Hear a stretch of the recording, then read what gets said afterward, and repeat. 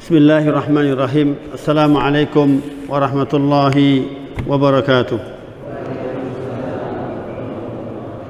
Innal hamdalillah nahmaduhu wa nasta'inuhu wa nastaghfiruh wa na'udzu billahi min shururi anfusina wa min sayyiati a'malina. Man yahdihillahu fala mudilla lahu wa man yudlilhu fala hadiya lahu. Asyhadu an la ilaha illallah wa asyhadu anna Muhammadan abduhu wa rasuluh. Allahumma salli wa sallim wa barik ala nabiyyina Muhammad wa ala alihi wa ashabihi wa man tabi'ahum bi ihsani ila yaumiddin. Qala Allah ta'ala fi kitabil aziz. A'udzu billahi minasy syaithanir rajim. Bismillahirrahmanirrahim. Ya ayyuhalladzina amanu taqullaha haqqa tuqatih wa la tamutunna illa wa antum muslimun. Wa qala Allah aidan يا أيها الناس اتقوا ربكم الذي خلقكم من نفس واحدة وخلق منها زوجها وبث منهما رجالا كثيرا ونساء واتقوا الله الذي تساءلون به والأرحام إن الله كان عليكم رقيبا فإن أصدق الحديث كتاب الله وخير هدي هدي محمد صلى الله عليه وسلم وأوثق الأرى كلمة التقوى وكل محدثة بدعة وكل بدعة ضلالة وكل ضلالة في النار. Hadirin yang dirahmati Allah Subhanahu wa taala, bapak-bapak serta ibu-ibu yang dirahmati Allah Subhanahu wa taala, marilah kita selalu bersyukur kepada Allah Subhanahu wa taala atas rahmat, taufik, hidayah serta inayahnya kepada kita sekalian, sehingga Allah Subhanahu wa taala masih takdirkan kita untuk berjumpa. Terasa cepat sekali hari ini ya. Baru seminggu yang lalu sudah ini datang lagi minggu berikutnya. Marilah jamaah yang rahmati Allah Subhanahu wa taala, mudah-mudahan tidak ada yang berkurang dari kita. Ya. Kalau toh berkurang, insyaallah Allah jemput kita dengan husnul khatimah. Insyaallah. Ibu-ibu dan bapak-bapak yang dirahmati Allah Subhanahu wa taala, saya akan membawakan satu hadis Nabi sallallahu alaihi wasallam. Dan ini malam ini saya mohon maaf yang banyak, barangkali tidak sesuai dengan pamflet yang dikirimkan. Pamfletnya materi tauhid, tapi sekarang tazkiyah. Jadi saya yang salah, bukan yang bikin pamfletnya. Jadi saya akan lanjutkan kisah tentang sedikit terkait dengan masalah Qabil dan Habil, yaitu pengaruh syaitan. Namun saya awali dengan satu hadis Nabi SAW yang berbunyi, la'anna qauman min ummati ya'tuna yawmal qiyamati bi'a'mali amsali jibali tihamah bayda faja'alaha Allah haba'an mansura. Rasulullah sallallahu alaihi wasallam bersabda, aku benar-benar, kata Rasulullah, mengetahui beberapa golongan manusia dari umatku yang mereka itu datang pada hari kiamat dengan membawa amalan yang putih seperti pegunungan Tihamah. Pegunungan Tihamah ini ada di Jaziratul Arab. Dia memang kalau sudah datang embun begitu, maka dia putih. Lalu Allah Subhanahu wa taala menjadikannya seperti debu yang berterbangan. Kalimat hadis ini ada penekanan, la'anna, sungguh benar-benar aku mengetahui, kata Rasulullah SAW, golongan manusia dari umatku ini yang mereka itu datang pada hari kiamat dan membawa amalan-amalan yang putih seperti pegunungan Tihamah. Lalu Allah Subhanahu wa taala menjadikannya seperti debu yang berterbangan. Lalu ada sahabat Nabi bertanya kepada Rasulullah sallallahu alaihi wasallam, sifhu lana, halumu lana, la nakuna minhum wa nahnu la na'lam. Sahabat bertanya, sebutkan ciri-cirinya wahai Rasulullah, gambarkan kepada kami mereka agar kami tidak menjadi dari golongan mereka. Kemudian sementara kami tidak mengetahui. Kemudian Rasulullah SAW bersabda, amma innahum ikhwanukum wa min jilditikum wa ya'khuduna minal laili kama ya'khuduna walakinnahum aqwamun idza khalu fi maharimillah intahaquha. Kata Rasulullah sallallahu alaihi wasallam, sungguh mereka itu adalah saudara-saudara kalian dan kerabat-kerabat kalian. Mereka menghabiskan waktu malamnya sebagaimana kalian menghabiskan waktu malam kalian. Tetapi mereka itu adalah orang-orang yang apabila sendirian dan apa-apa yang dia haramkan oleh Allah Subhanahu wa taala dilanggarnya. Kemudian jamaah rahmati Allah Subhanahu wa taala, Allah Subhanahu wa taala berfirman dalam surat An-Nisa, mereka ini yastakhfuna minan nas wa la yastakhfuna minallah wa huwa ma'ahum. Apa kata Allah Subhanahu wa taala? Mereka bersembunyi dari manusia dan tidak bersembunyi dari Allah Subhanahu wa taala, sedangkan Allah selalu bersama mereka. Jadi jamaah rahmati Allah Subhanahu wa taala, golongan manusia ini yang membawa amalnya seperti haba'an mansura, seperti debu yang berterbangan, dia kalau malam di saat manusia tidak melihat, dia bermaksiat. Tapi di saat banyak manusia, dia tidak berani bermaksiat. Maknanya pengawasan Allah Subhanahu wa taala dia sepelekan, dia abaikan, bahwa sesungguhnya Allah Subhanahu wa taala selalu mengawasinya. Maka jamaah rahmati Allah Subhanahu wa taala, naudzubillah, jangan sampai kita termasuk dari golongan ini. Golongan ini amalnya seperti debu yang berterbangan. Antum tahu debu, ini debunya berterbangan. Jadi debunya sangat tipis sekali sehingga tidak terlihat oleh mata. Atau seperti fata morgana, nampak seperti air ada di depan mata kita, namun setelah kita samperin ternyata fata morgana, haba'an mansura. Kemudian jamaah rahmati Allah Subhanahu wa taala, Sa'id bin Jubair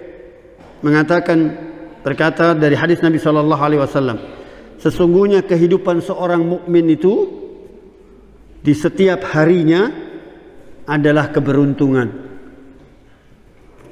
karena ketaatannya menjalankan semua kewajiban dan sholat 5 waktu, serta karena kesempatan yang diberikan oleh Allah Subhanahu wa taala kepadanya selalu untuk mengingat Allah Subhanahu wa taala. Namun jamaah rahmati Allah Subhanahu wa taala, perjalanan seorang mukmin untuk mencapai jannah Allah Subhanahu wa taala tidak mulus.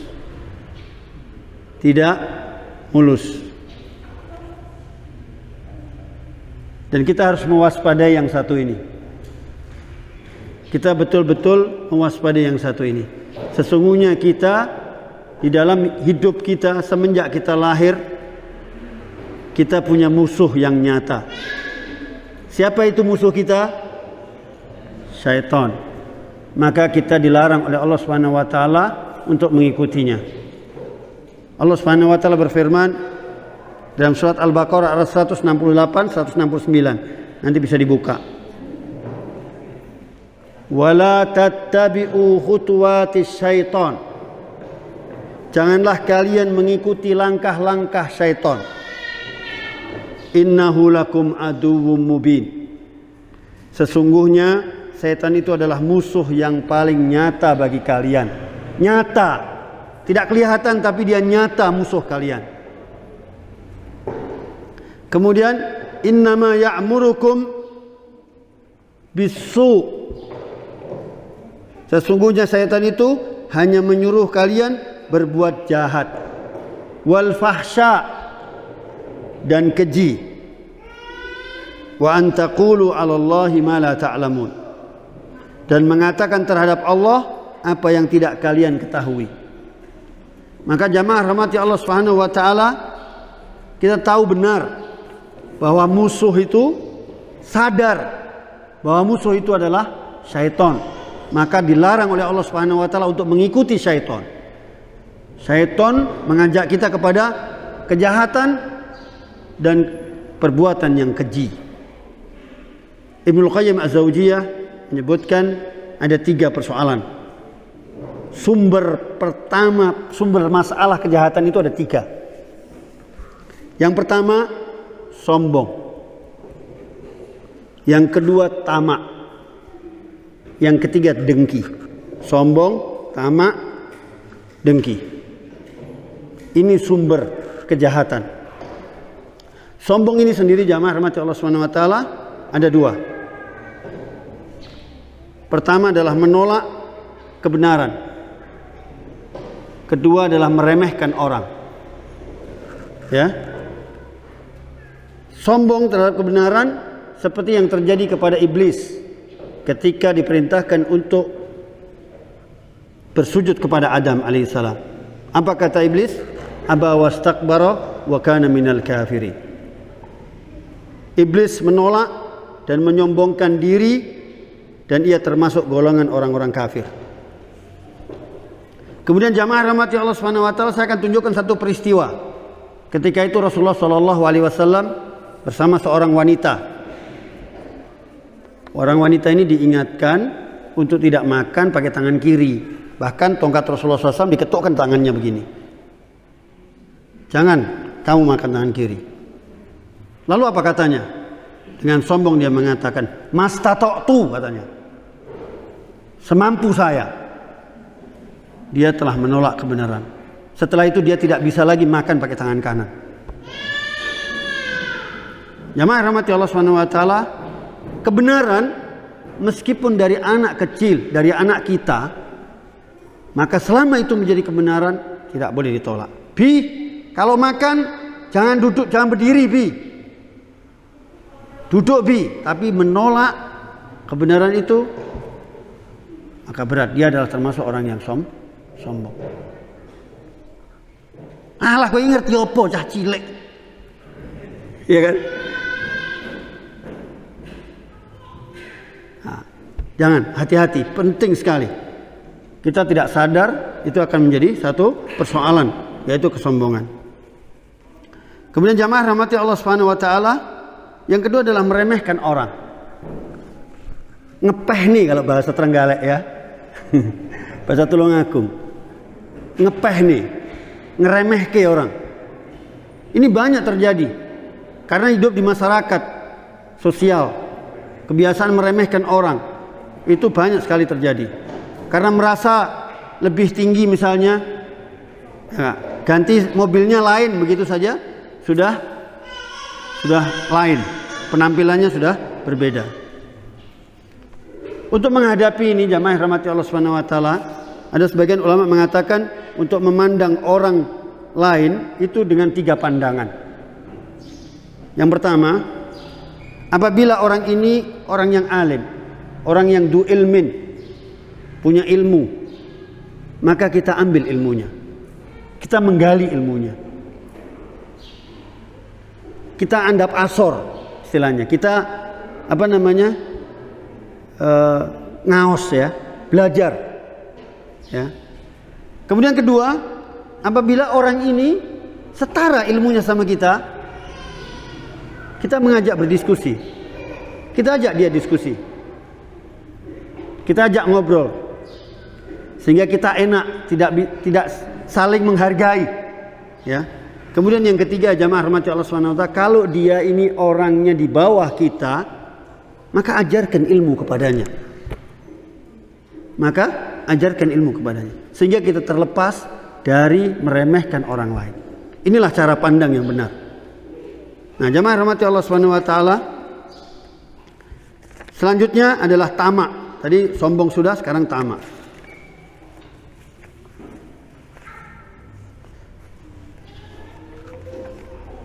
Sebentar, ada lagi satu hadis Rasulullah Allah Subhanahu wa taala berfirman di dalam Al-Qur'an yang bunyinya begini, ya ayyuhalladzina amanu la yaskhar qaumun min qaumin asa ayyakuna khairan minhum wala nisa'un min nisa'in asa ayyakuna khairan minhunna. Perhatikan baik-baik. Hai orang-orang yang beriman, janganlah sekelompok orang laki-laki merendahkan kelompok yang lain. Orang laki-laki merendahkan kelompok yang lain.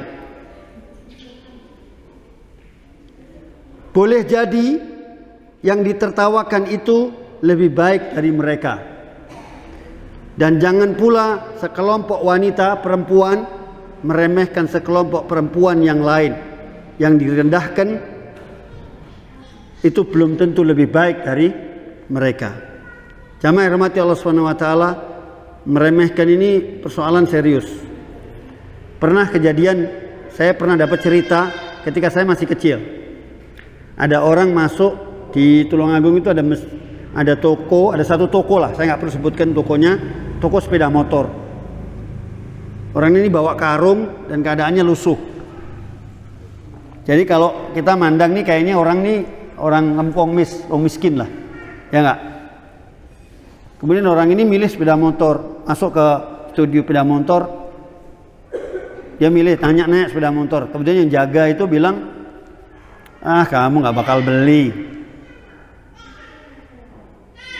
Ini tanya harganya berapa? Dia bilang nggak percuma, kamu nggak bakal beli.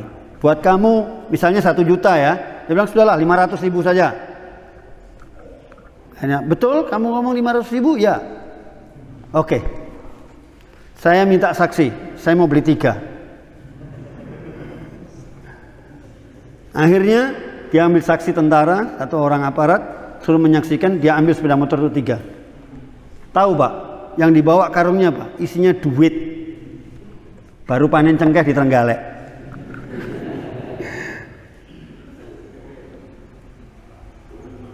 Maka meremehkan ini persoalan yang, ya Allah, sudahlah, jangan.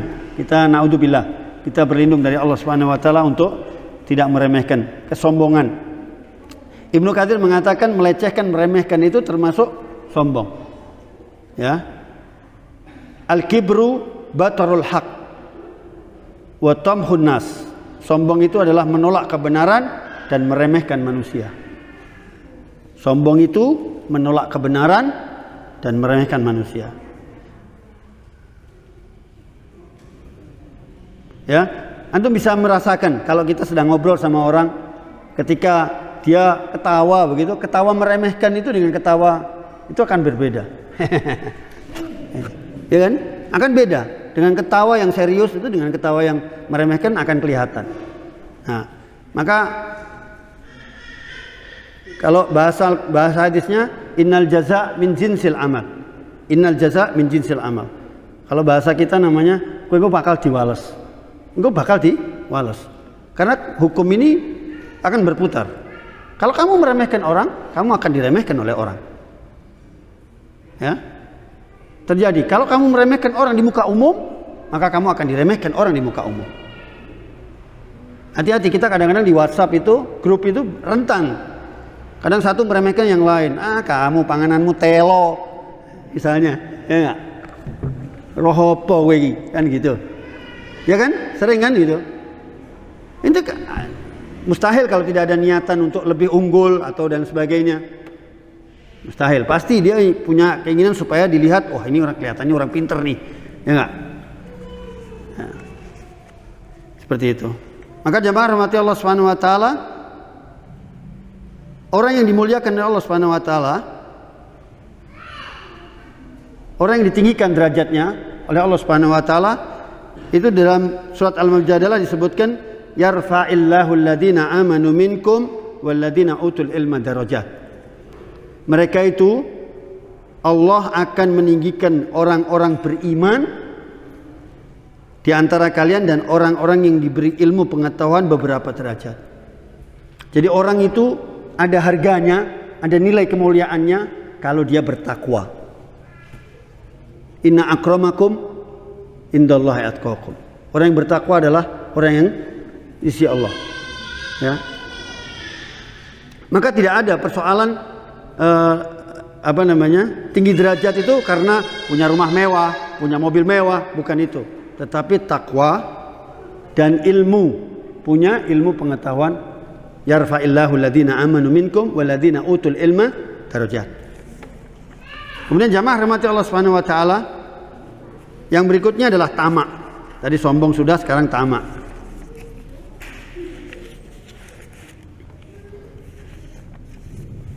Tamak ini contoh dan peristiwa yang tidak pernah kita lupakan selamanya, yaitu peristiwa Adam alaihissalam bersama Siti Hawa. Kenapa? Tamaknya di mana? Siti Hawa dan Adam alaihissalam sudah dimuliakan oleh Allah Subhanahu wa taala di dalam surga. Kurang apa surga? Surga ini segala, kalau banyak ya, tanda-tanda surga. Mungkin Ustadz yang lain menjelaskan juga bagaimana sifat-sifat surga itu. Luar biasa. Masih batin saja sudah datang. Batin apel, datang apel. Ya. Seperti itu. Ya. Tapi apa yang dilakukan oleh Adam dan Hawa? Melanggar perintah Allah Subhanahu wa taala. Wala taqraba hadhihi sajarata fatakuna minadh dhalimin. Janganlah kamu berdua ini mendekati pohon ini, pohon kuldi. Kamu akan termasuk orang-orang yang dolim. Namun apa yang terjadi? Dideketin pohon itu. Kan sudah dilarang. Ya. Nah, jamaah rahmati Allah Subhanahu wa taala, persoalan tamak ini adalah persoalan yang sangat serius. Semuanya serius.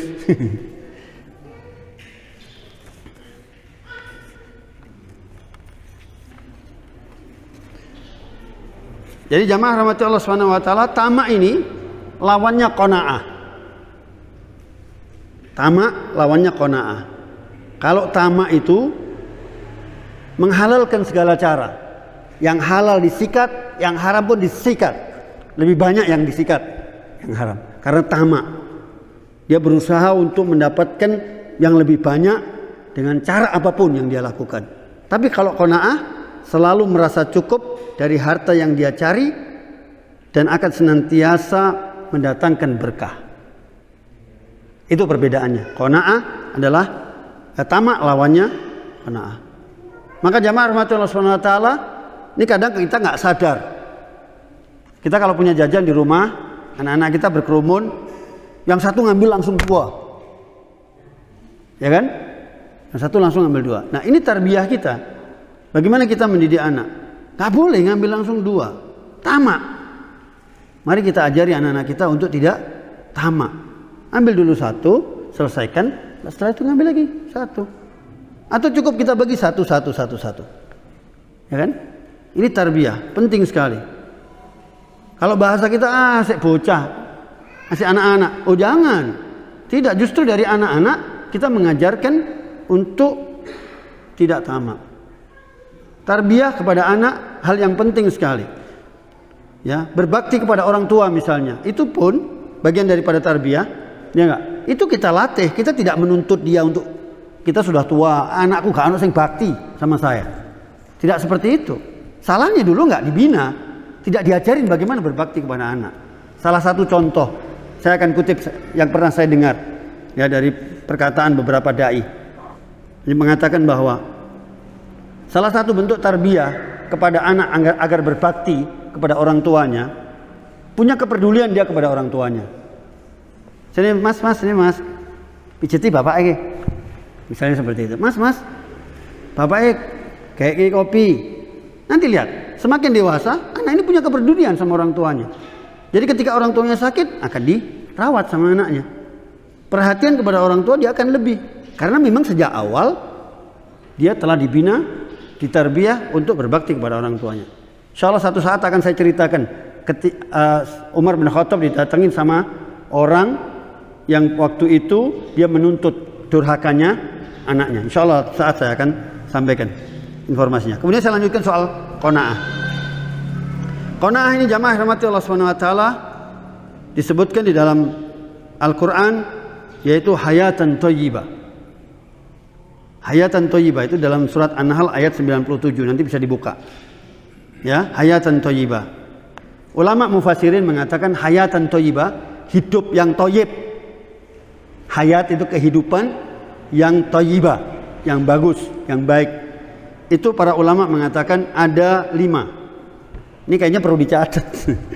Yang pertama yaitu dianugerahi rezeki yang halal. Pertama. Yang kedua, diberi sifat qanaah. puas sehingga mendapatkan berkah dari Allah Subhanahu wa taala. Kemudian yang ketiga, beriman kepada Allah Subhanahu wa taala dan melakukan ketaatan kepadanya. Kemudian yang keempat, kebahagiaan. Yang kelima, kehidupan di surga. Kecepatan ini tadi ya. Saya ulangi. Pertama, dianugerahkan rezeki yang halal. Yang kedua, diberi sifat qanaah. Yang ketiga, beriman kepada Allah Subhanahu wa taala dan melakukan ketaatan kepadanya. Kemudian yang keempat, kebahagiaan. Yang kelima, kehidupan di dunia. Kemudian Imam At-Tabari dalam tafsirnya menyebutkan qanaah itu merasa cukup dengan rezeki yang Allah Subhanahu wa taala berikan tanpa mempunyai hasrat untuk menambah, dan tidak pula punya sifat rakus terhadap harta. Qanaah dalam urusan dunia, rakus dalam urusan ilmu dibenarkan, tapi dalam urusan dunia tidak dibenarkan. Lalu jamaah rahmati Allah Subhanahu wa taala, yang terakhir adalah dengki. Dengki ini juga satu peristiwa yang tidak pernah kita lupakan. Ya, selamanya, mulai dari dulu pertama kali diciptakannya sampai hari kiamat. Persoalan ini tidak pernah akan selesai. Dengki. Dengkinya siapa? Peristiwa yang terjadi kepada Qabil dan Habil. Ya, sehingga terjadi pembunuhan. Dan Qabil, ya kan, dosanya Qabil, kemarin sempat saya sampaikan, dosanya Qabil itu kepada orang yang menirunya, yang melakukan pembunuhan dengan jalan yang tidak benar, akan dia pertanggungjawabkan. Maka jamaah rahmatullah subhanahu wa ta'ala, ada hadis Nabi mengatakan, tidaklah dibunuh suatu jiwa dengan dolim, melainkan dosa pembunuh itu akan dipertanggungjawabkan pula oleh anak Adam yang pertama, yaitu Qabil. Karena dialah yang pertama kali memberikan contoh pembunuhan. Jadi setiap kali terjadi pembunuhan, dosanya wong iki, Qabil dapat dosanya. Jariah dosa yang tidak ada habisnya. Imam Al-Qurtubi juga berkata, hasad, dengki ini, bahasa Arabnya hasad, adalah dosa yang pertama kali dilakukan di langit dan di bumi. Di langit dilakukan iblis terhadap Adam alaihissalam, dan di bumi dilakukan oleh Qabil terhadap Habil. Maka jamaah rahmati Allah Subhanahu wa taala, jumhur ulama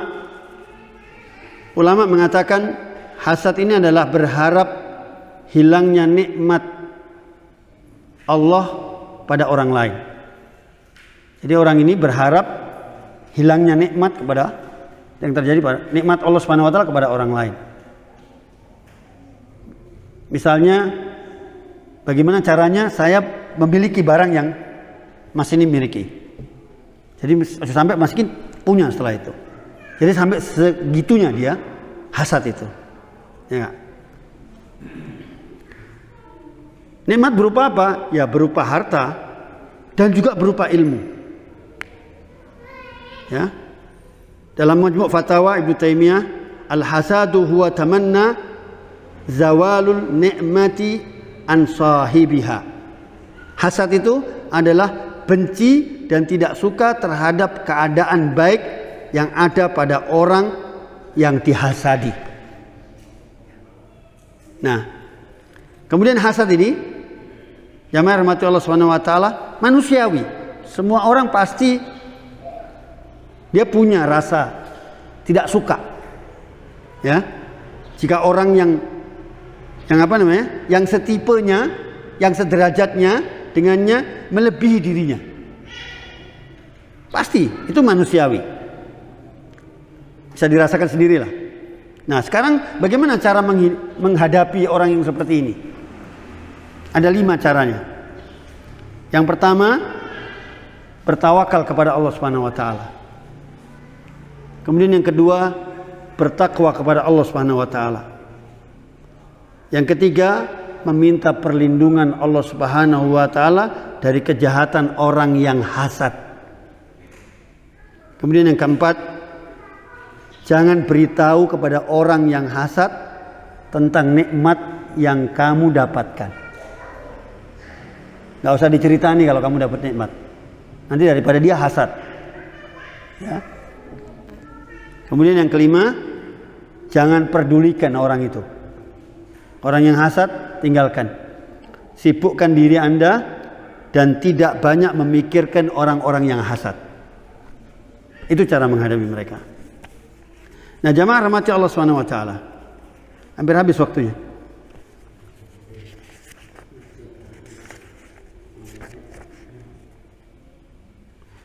Saya sedikit akan ceritanya.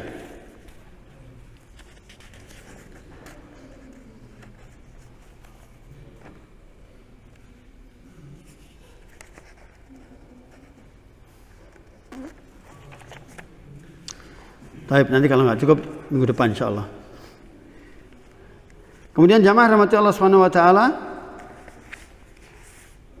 ada satu hadis Nabi Muhammad SAW terkait dengan syaitan, iblis yang membuat semua kacau dunia ini, ya, bumi ini, ya. Dari Qatadah radhiyallahu an, dia berkata sesungguhnya iblis itu mempunyai seorang syaitan yang bernama Qab-Qab. Namanya Qab-Qab. Jangan sampai keliru, nanti kita ada yang punya anak kemudian anaknya dikasih nama Qab-Qab. Kokop. Kalau ingin kokop berarti itu anak syaitan. Qab-Qab ini dilatih 40 tahun. Dan dia spesialisasi. Jika ada seorang anak, maka diperintahkan untuk mengganggunya. Dan setan ini mengatakan, ganggu dia. Kamu kan sudah saya latih. Sudah 40 tahun kamu saya latih. Maka jamaah rahmati Allah Subhanahu wa taala, kita perlu hati-hati dengan anak-anak kita. Anak-anak kita adalah sasaran yang paling empuk buat mereka. Hari ini ada penelitian dari jurnal buletinnya psikolog UGM. 10-15% dari anak-anak Indonesia ini kecanduan game online.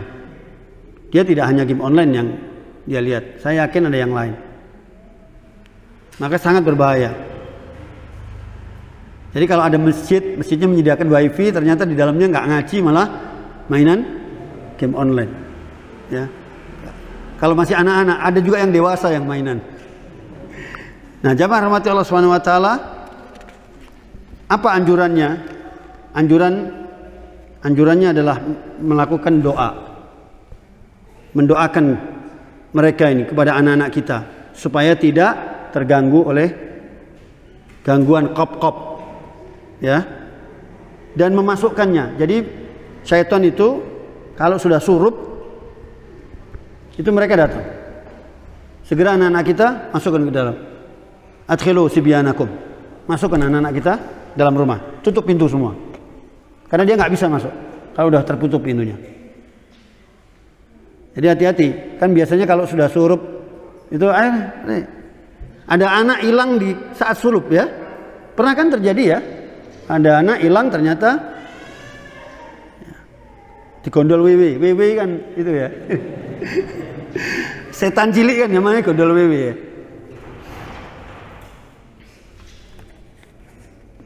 Nah, jamaah rahmati Allah SWT, ada doanya sebetulnya.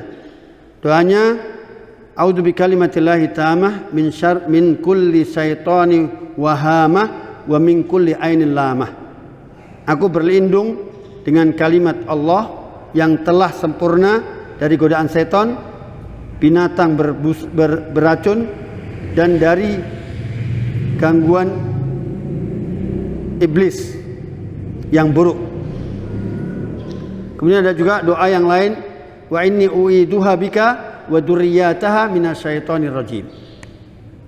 Ini kalau di tempat pengajian di Tulungagung saya suruh menghafal yang ngaji. Ini kebanyakan nanti tambah rame mestinya. Nah, jamaah rahmati Allah Subhanahu wa taala, syaitan ini sungguh sangat luar biasa. Jahatnya sangat-sangat luar biasa. Saya akan tunjukkan sambil nunggu habisnya waktu. Ceritanya dari Ubaid bin Rifa'ah radhiyallahu anhu, beliau mendengar Nabi Muhammad SAW bersabda, ada seorang rahib dari kalangan Bani Israel. Syaitan mengambil seorang gadis, anak gadis, dan membuatnya seperti orang yang kecekik, seperti orang yang kesurupan. Kemudian syaitan membisikkan kepada keluarganya untuk mendatangi rahib, karena obatnya ada di tangannya. Kemudian datanglah dia ke rahib. Setelah dia datang ke rahib, rahib ini dipaksa untuk menerimanya. Rahibnya asalnya nggak mau. Rahib dari Bani Israel, kiai Bani Israel, tetap dipaksa supaya menerima anak gadis ini. Apa boleh buat? Diterimalah anak gadis itu. Maunya diobatin, rawat inap. Maka gadis itu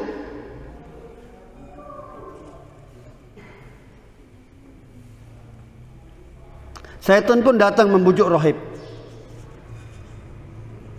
untuk berbuat karena rawat inap.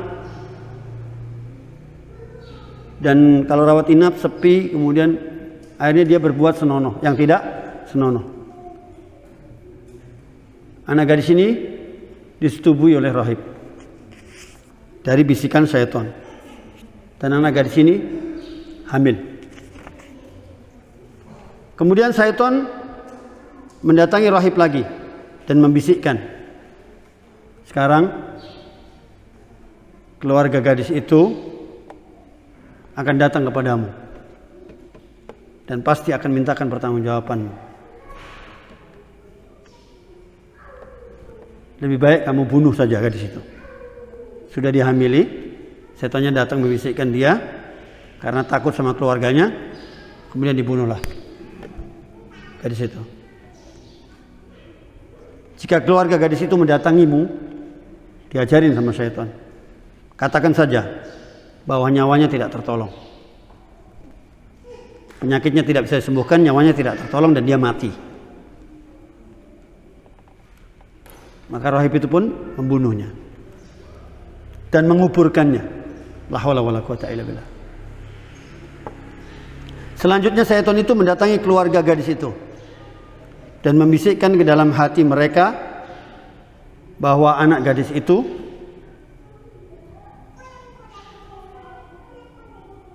telah hamil atas perbuatan rahib. Maka keluarga gadis itu pun mendatangi rahib dan menanyakan perihal anak gadis itu.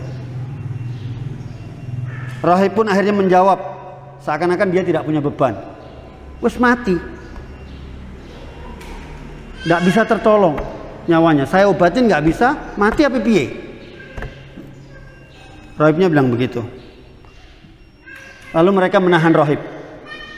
Rahibnya ditahan.